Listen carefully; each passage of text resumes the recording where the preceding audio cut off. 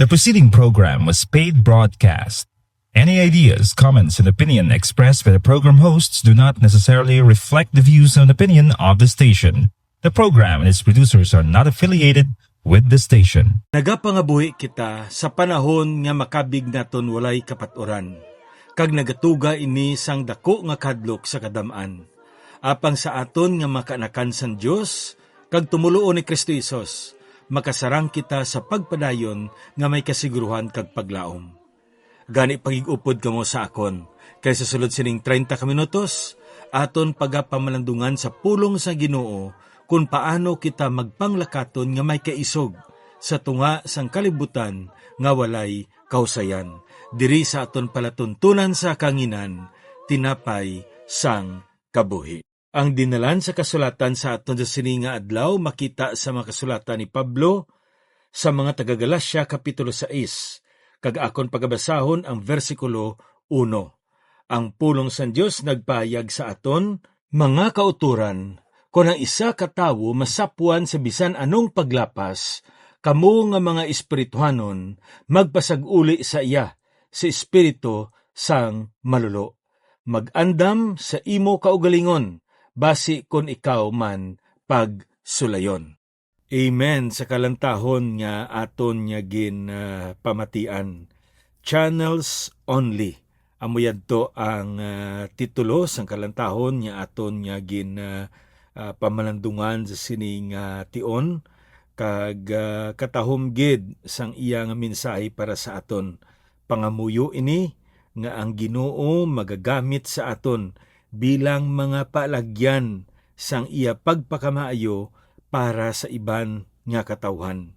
Nga paagi sini ang aton presensya, mangin pagpakamaayo, mangin galamiton sa Ginoo, nga iya nga mabugayan ang aton mga isig kapariyo nga yara sa aton nga palibot.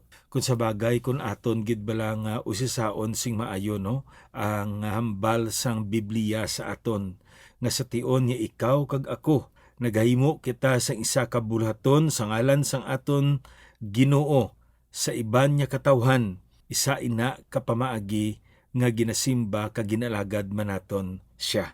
Kag kabigo naton ang aton kaugalingon nga kita mga palagyan. Ang aton Ginoo amo ini ang tuburan, kag kita amo ang sapa nga ginaagyan sang tubig agod nga makalabot ini sa suba kag magadiritso sa kadagatan.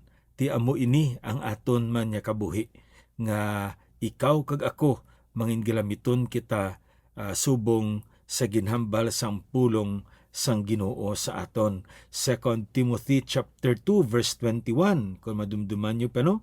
Ang ginhambal ni Pablo sa kay Timoteo bala, a vessel unto honor and fit for the master's use. Importante gid ini.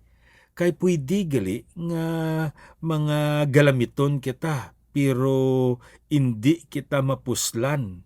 Kagalamiton kita nga hindi mangin pagpakamaayo sa iban. Kag ang hambal sa Biblia sa aton nga kabay pa nga kitaya galamiton nga sa pagkamatuod mangin pagpakamaayo kag makatag sang kaayuhan sa iban nga makatawhan nga yara sa aton nga palibot.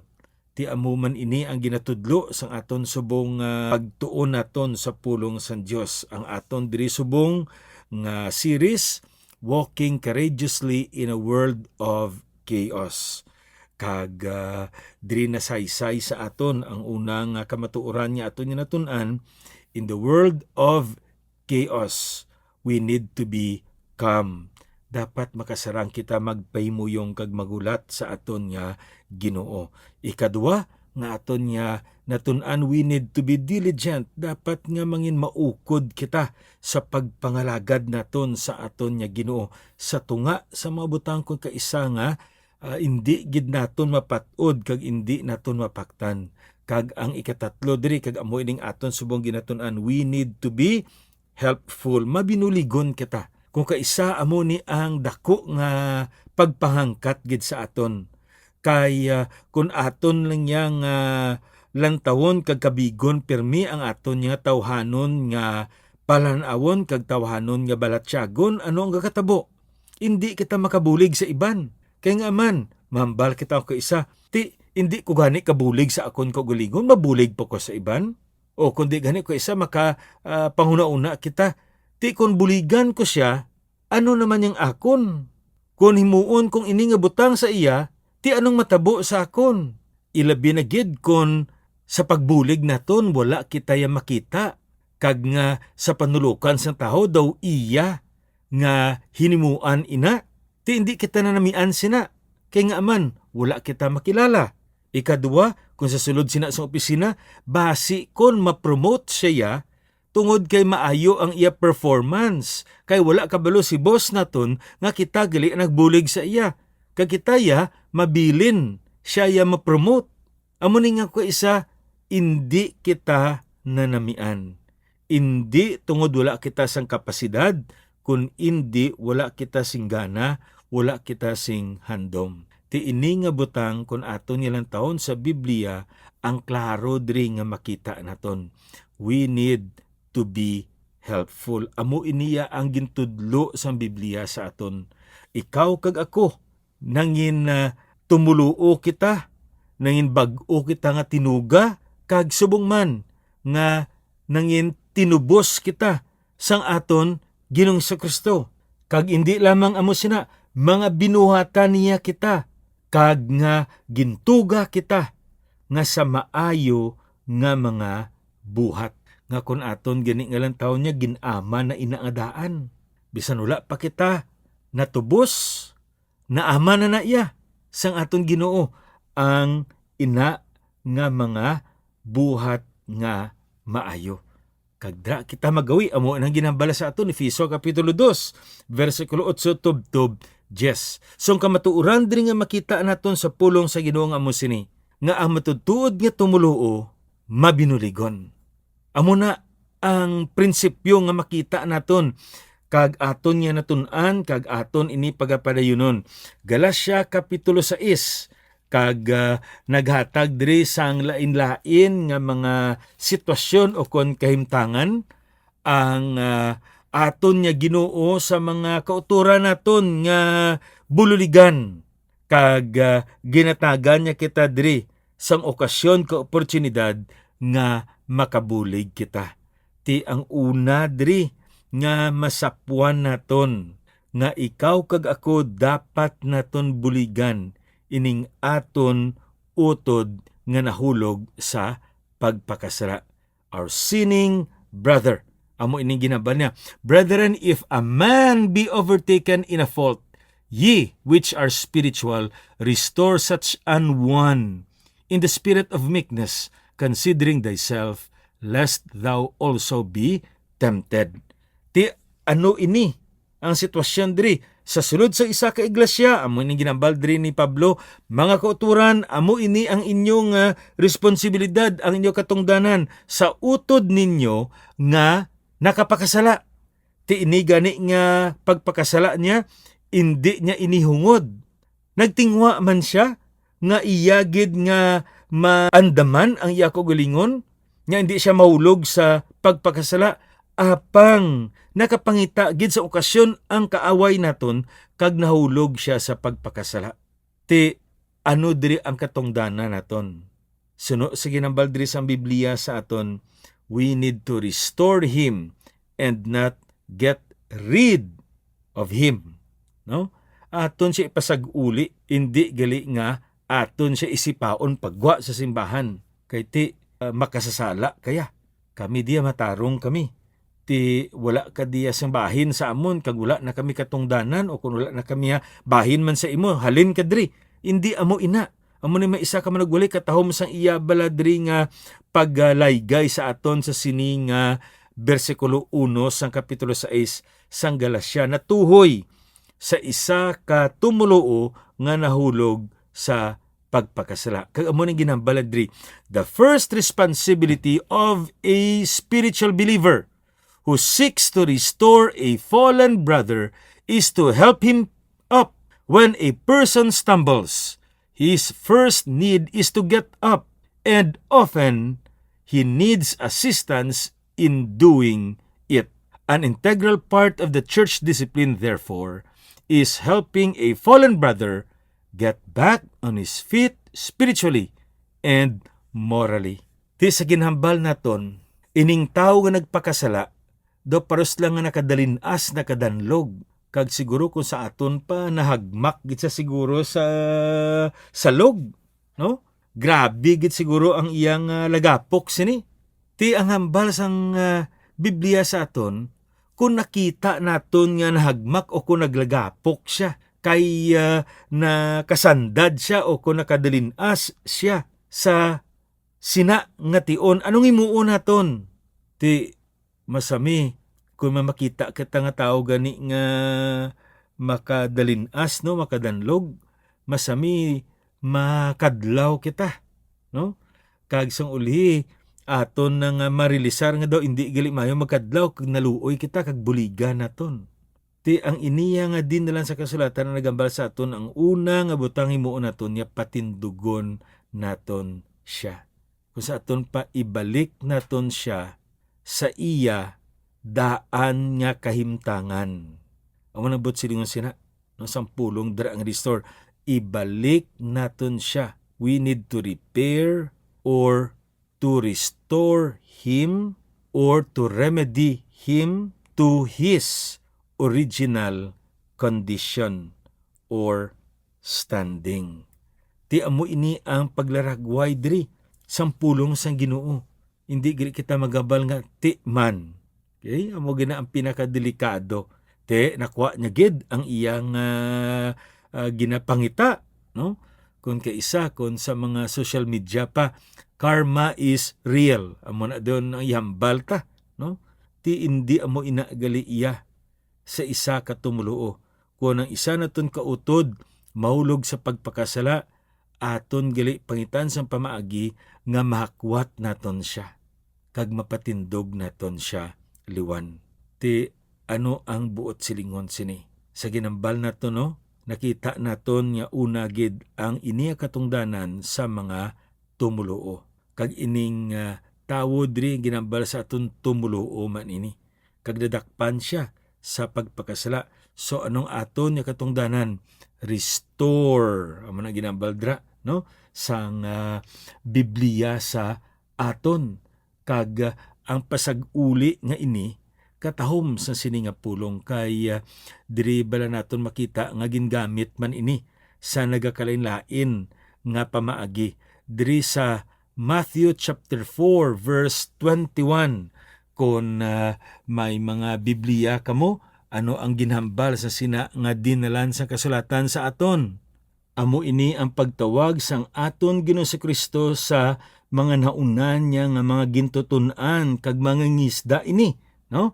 Una diri gintawag sang Ginoo ang duha ka mag-utod diri mo, no? Ang una diri nga mag-utod amo si Simon Pedro kag si Andres, kag ang ikaduha diri amuya ang kabataan ni Zebedee nga amo si Santiago kag si Juan, James and John, no? Kag diri sa verse 21 amo ini ginambal sa Biblia sa aton, sang nagapadayon si Jesus gikan didto nakita niya ang iban nga duwa ka mag-utod, si Santiago nga anak ni Zebedeo kag si Juan nga iya utod sa sakayan kaupod ni Zebedeo nga amay nila, nga nagapuna sang ila pukot kag gintawag niya sila. Sila gilayon, ginbayaan nila ang sakayan kag ang ila amay kag nagsunod sa iya. Ti diin naton makita ining pulong diri nga pasag-uli o kon restore. Ining pulong nga gingamit diri ni Mateo samtang ila nga ginatay ang ila nga pukot, ginapuna nila ang ila nga pukot. No, ano ang botsilingon sang puna o kon tahi, no? Sang pukot. Ang botsilingon sini nga ginagamit nila ang pukot. Kag masami sa ila nga pagladlad sang pukot nila sa dagat, nagakasablay ina sa mga bato o kung ano man dira nga mga bagay, kag magisi ina. So hindi maayo nga damo gisi ang imo nga pukot Kung mangisda ka, kay di magguluwa dra ang mga isda. So anong himuon mo? Imo ina siya nga tayon. Agod nga, magamit mo siya liwan.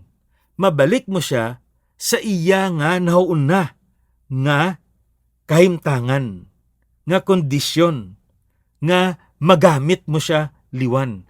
Amo ina ang pulong dira, nga gingamit man ni Mateo, kag subong man, amo man ina nga pulong ang gingamit ni Pablo. Sa isa ka tawo nga iya ginpasag-uli ang iya utod tungod nagpakasala. Kaya ang paglaragway diri sa Biblia sa aton gali, nga ang ini nga utod naton nga nagpakasala, nagisi ang iya nga kabuhi. Kag tungod nagisi ang iya kabuhi, anong matabo? Hindi na siya pwede magamit sang Ginoo. Kung sa bagay, ang isa bala ka Kristohanon, kung nakahimo siya sing sala, kag may baluan sang bilog nga barangay, ang sala nga nahimo niya, ano ang pananaw nila sa sina nga Kristohanon? Mag-agi mambal sila, nugay kada gani. Mas lala pagling kabuhi mo sa amon. Hambal kang hindi ninsakto, hindi na amo. Pero lang tablang kabuhi mo. Paano pa ikaw gamiton sa Ginoo nga magdala sa iban nga makatawan sa atubangan sang aton Ginoo kung ang imo kabuhi nagisi na sang sala? Ang hambal sa Biblia sa aton, imo ina kag akon ina nga katungdanan nga tayon naton ang iya nga kabuhi agud maggamit siya liwan. Paano? Paagi sa pagpasag-uli sa iya sa tiilan sa aton nga Dios. Ining pulong diri nga gingamit ni Pablo sa aton diri nga text, Galatians chapter 6 verse 1, restore. Ang paglaragway dira gali ni Pablo nga do katulad bala sa duwa ka tulan nga nagliwas. Ti sa pagliwas niya, anong matabo? Kung nagalakat ang ina nga tawo kag niliwas ang iya nga tulan, makalakat man siya pero hindi na amo ang iya nga pagpanglakat. Kag hindi na siya komportable kitambaan na kasakit.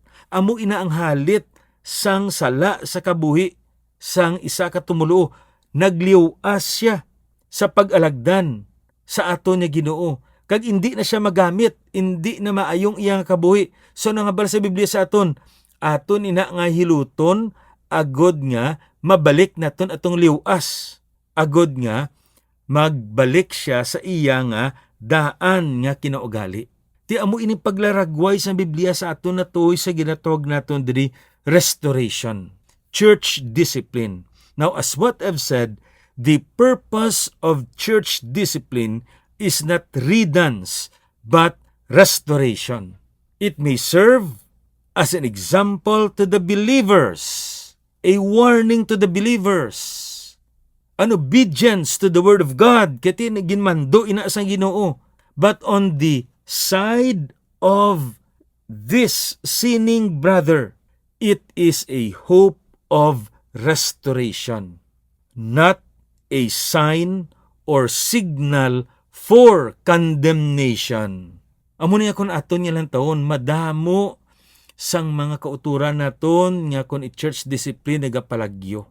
Nagasaylo sa iba niya simbahan, hindi na magsimba, hindi na magpakita dra kung sa diin yung mga tumulo o bisitahan ni pastor, manago.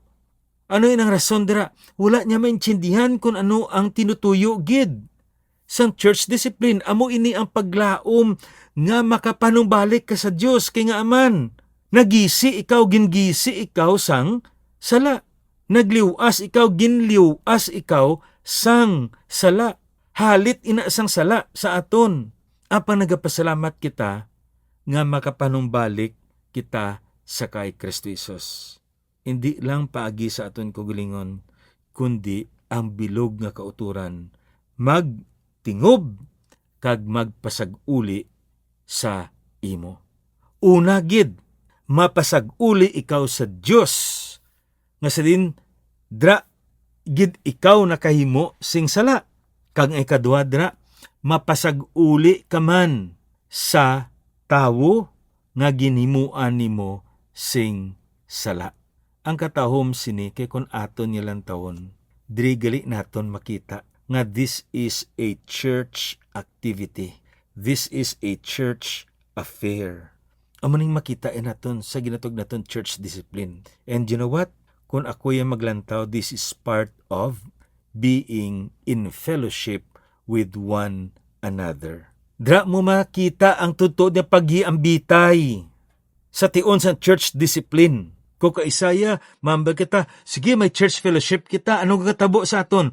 Kung may church fellowship, dapat may pagkaon gid. Dapat may sinadya-sadya gid.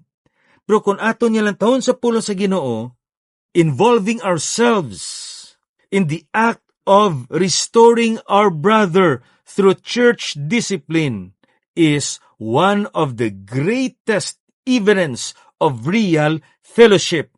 Kaya nga man, nagaupod gid kamo. Upod gid kamo nga nagatubang sa sina nga mga pagtilaw, pagpanghangkat nga ginatubang ninyo bilang isa ka iglesia. That's why kung aton nga lang taon, importante gid ini nga masapwa naton. Kag sa tunga sina sa katapusan, we have here a warning. And what was the warning?